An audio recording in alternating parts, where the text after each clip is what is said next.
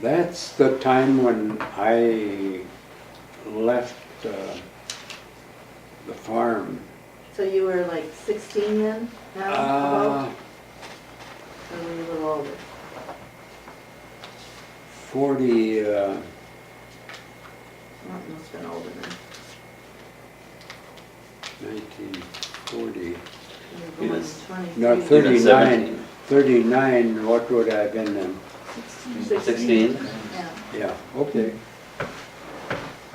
I went to work for parts, used parts outfit, Junkyard, I call it. We, at that time with the Depression, they had all kinds of cars, and some of them had less than 25,000 miles on them. They were just like brand new. I remember we'd tip them over to junk them. We tipped over like a Pierce Arrow. They were a very expensive car those days. They weren't any good for parts because nobody would run one of them because it was too expensive. But gosh, in today's market, they'd been worth millions and millions of dollars, you know. But the best cars were like the Model Ts and the Model As. Those cars people were driving in Chevrolets because those parts were saleable. So A lot more valuable. yeah, right. Yeah. So I worked there in Frederick. This was at that place. While I was working for him, I got acquainted quite a bit with the mechanics and the acetylene torches and stuff. While I was working there, a salesman come along and sold me on the idea of going to electric welding school, and I told him I didn't have any money to do that. Oh, he says, that's not a problem. He says, send me $5 a month, and you know, when you get about halfway through it, then you'll come to school. This was in Illinois, and that's the time when electric welding was just starting to be real popular.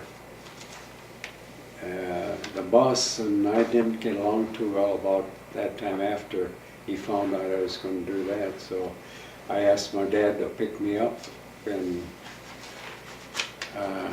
on the way home he asked me if I'd ever thought of going into the CC camps, and I said I guess I didn't have any objections to that. So we drove up to Camp Pattison, that's about 15 miles south of Superior. When they interviewed me, he asked if I would be interested in going to vocational school in Superior. They offered different classes, electric welding, mechanics, acetylene welding. I chose electric welding, but they said the class was filled and people waiting. So I took the acetylene welding class, which was on each Saturday they would run their truck in there, and we'd go to the vocational school there. This went on for several months, and one of the guys in the class that was going with me to those Saturday classes, we decided to go into the main office and see if we could get into a night class. And the first thing the man said was that we sure had a lot of guts coming in there like that. And we just stood there dumb, you know, like that, and he had us sitting down. He did make a nice remark about my white teeth, though. I appreciate that. That was nice. Well, he finally said, I'll do this for you guys. If you can find a way into town, we'll put you in a night class in electric welding.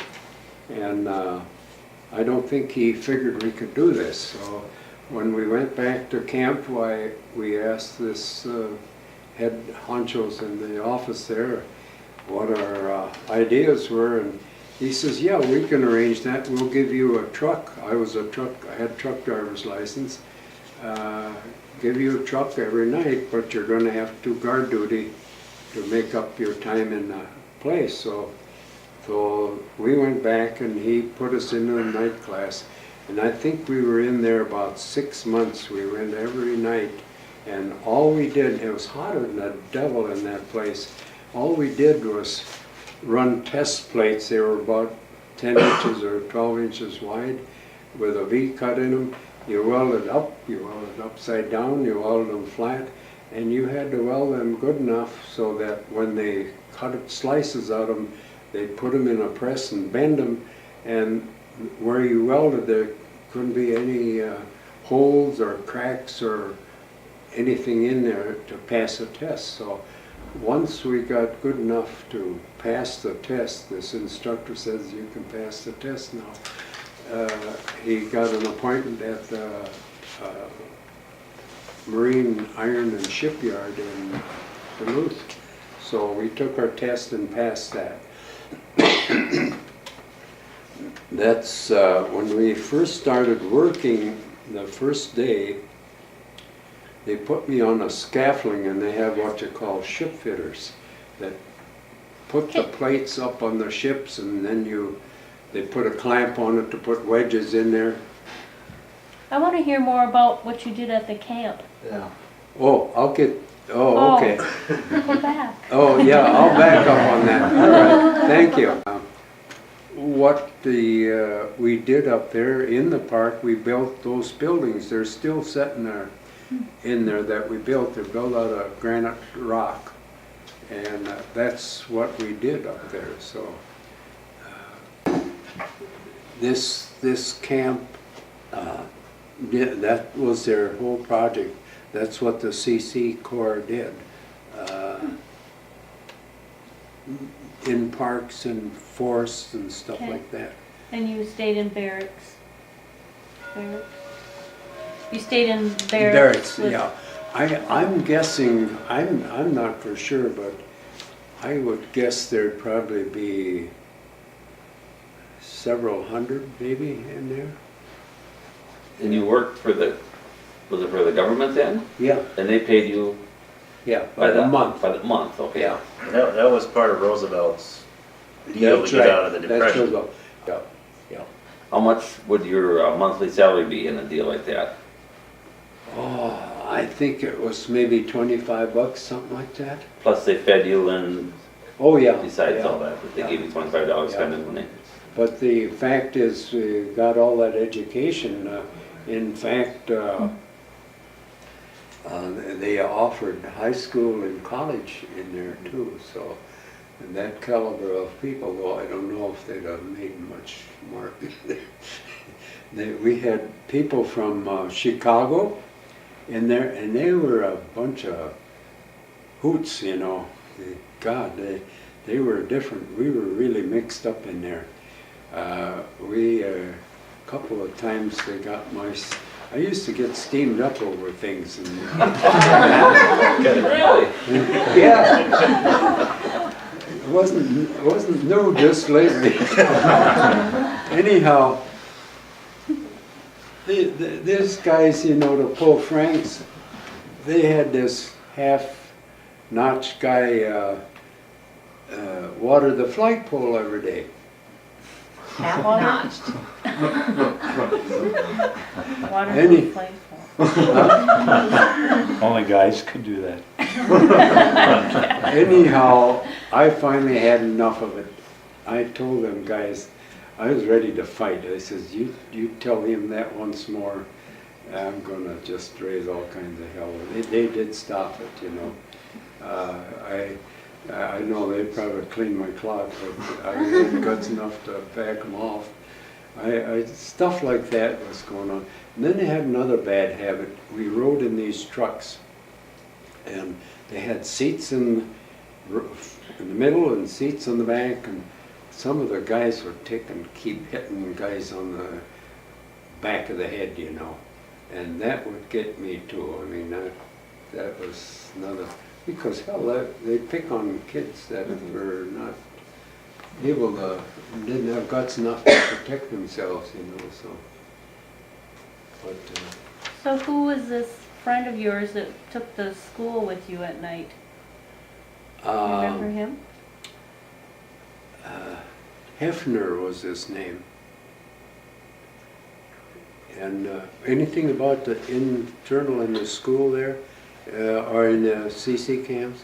It wasn't a bad place to be. I thought for most of us it was pretty darn good. I thought it was, you know. Mostly young men. Yeah, they were from all over, and there was good ones in there like myself, and but lots of. So you said you had to do guard duty. What were you guarding? Did you like guard the camp? Oh yeah, you guarded the trucks and stuff. So for fire, not in those days. I don't think there was much thievery going on, but mostly for fires, I would say. That camps were. So you had to pull extra guard duty to go to class? Yes, you had to put your hours in there. So when did you sleep? During the day, yeah, because we went to school we left probably at 6 o'clock into Superior, and probably welded for 3, 4, 5 hours, and then came back, and I think that's when we went on guard duty till morning. Okay. And then we slept, and about that time I was ready to go to school again after we slept.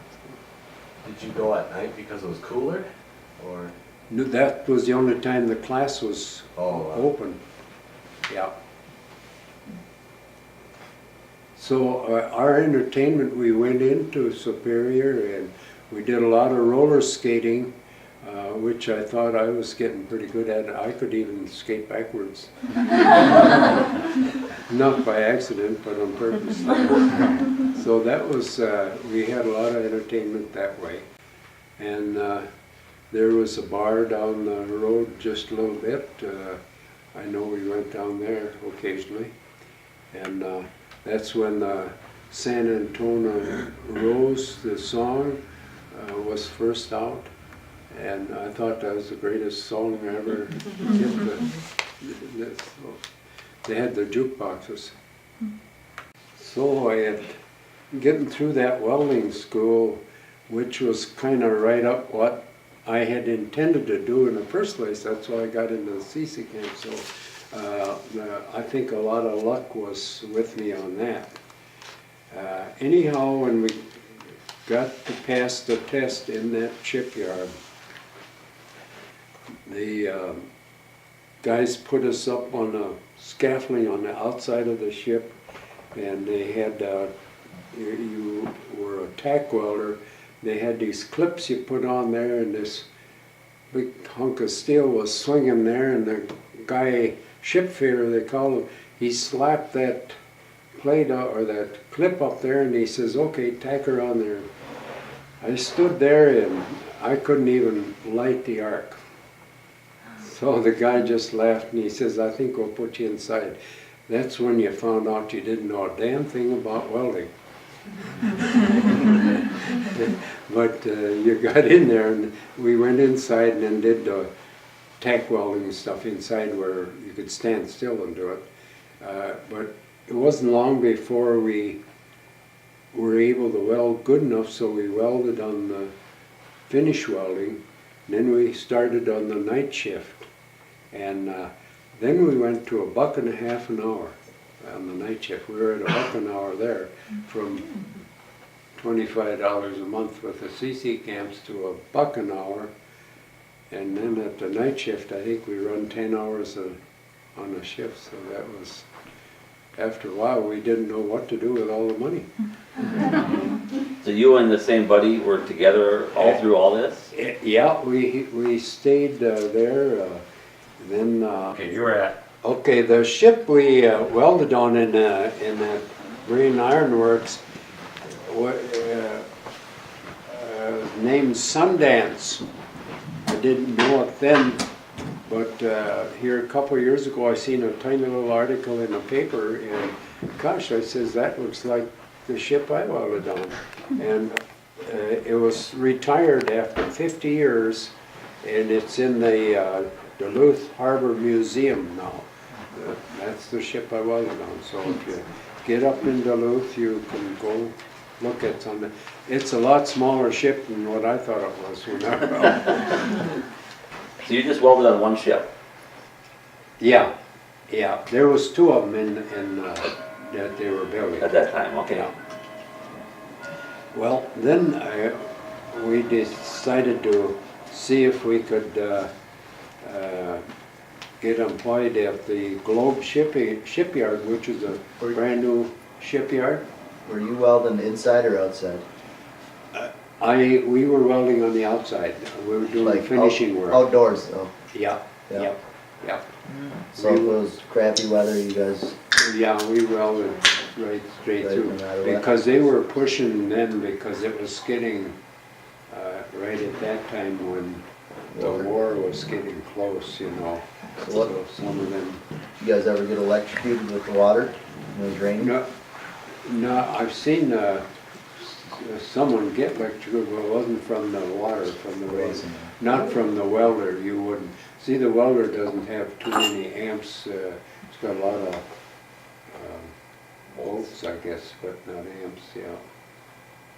The big thing, there was another shipyard right across the dock from us, and we used to see who could drop the most sparks down, which I don't think we were welding too good about that time. But anyhow, that finish work, that a lot of people could not do that either. We got onto it. There were some old welders in there that absolutely could not learn how to do some of those things. They were just so, like we say now, the younger people catch on to stuff. When we started, we did get the job in the Globe shipyards, and at that time, those ships were ocean-going tugs, and they had a big drum around the propeller that would be steam heated, and that was for the Arctic, so the propeller wouldn't freeze up. They kept the thing and also give them more torque for the pulling big ships. It was the propeller sat kind of in this big enclosed drum. While we were there, I became what you call a lead man on a ship that took care of, they had 3 ships in a row that were being built, and I had one of them, which I thought was great for my age and coming out of the woods to be able to do that. And those things were sitting on these blocks, and you had to keep welders on both sides of the ship even all the time, because you would watch they had a mark there, and that you could turn that, make that boat turn by welding on one side or the other side. So you kept welders on both sides all the time, and that was one of the things you had to take care of. Anybody that couldn't weld in a spot, you had to either do it yourself or find somebody who could do it. Some people could weld on the right side real good, but they couldn't weld on the left side. So there was a difference there of going that way, or going right that to way left. with the right hand, yeah. So that was, for me, that was quite an accomplishment. That was where So you were in charge of all the welding people? of that ship, yeah. Mhm. Yeah. And I don't know, I don't think they knew how dumb I was. I knew how to weld. What about your buddy? Is he still with you? I was trying to think. Yes, he was. He didn't get up in the ranks I did, though. But yes, I think he was. Yeah. But kind of lost track of him in my memory. So did you live in an apartment or something at that time? Yeah, yeah. You had your own apartment? Yeah, and people that rented out the rooms, and some of them had, They furnished the meals with the room. I remember we ate dinner in Duluth for about 25, 35 cents a meal. So we stayed in a rooming house in Duluth also there. Superior, Gene, my brother Gene was with me, and we had I've also got pictures of that, of the Globe ball team,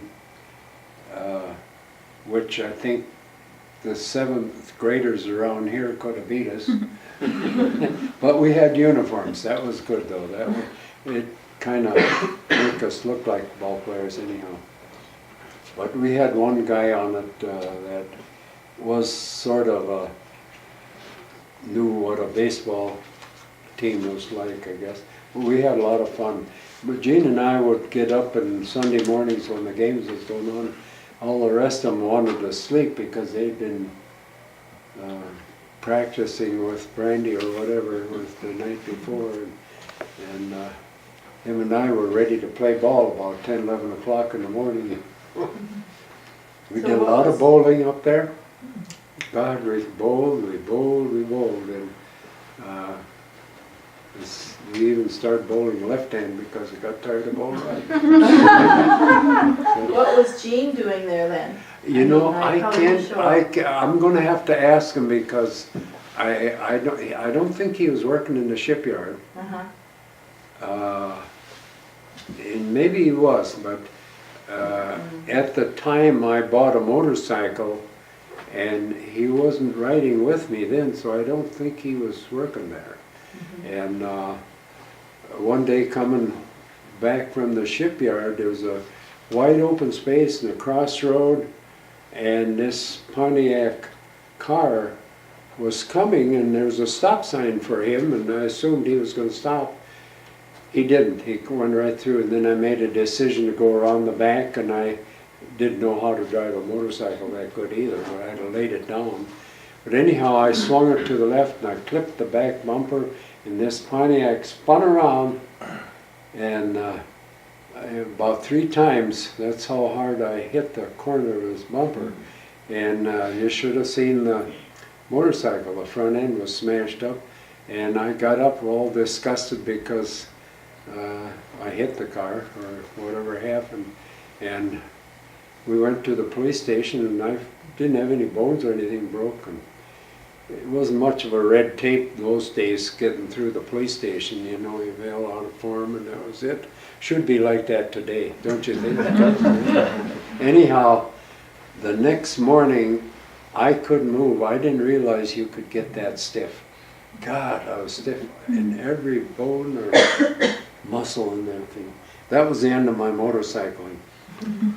That was a nice machine too. It was all chrome and Harley Davidson.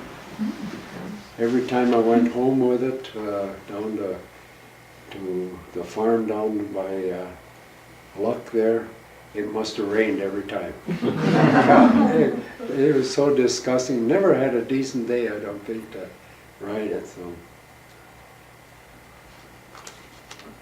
anyhow, I watched some of those ships being, the ones in Duluth, they launched them lengthways. The ones in Duluth, they launched them sideways. And that was exciting to watch them. They took banana oil, got the planks all with banana oil. They had 2 ropes on each end, and the guy with a big broad axe cut the rope and tripped the trigger on the thing, and the thing slid down sideways. That made quite a splash. So that's how they launched those.